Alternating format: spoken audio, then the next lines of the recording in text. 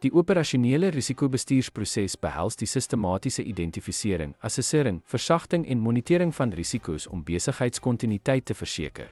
Hierdie proses help organisasies om potensiële ontwrigtings effektief aan te spreek. Die proses begin met risiko-identifikasie om potensiële bedreigings of swakpunte op te spoor.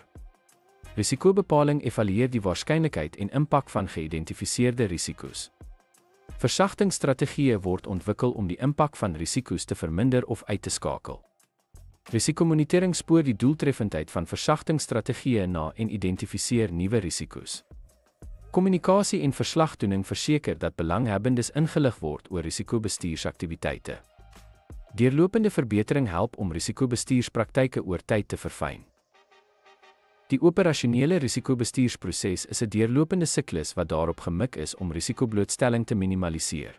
'n Proaktiewe en sistematiese benadering help om sakebedrywighede te beskerm.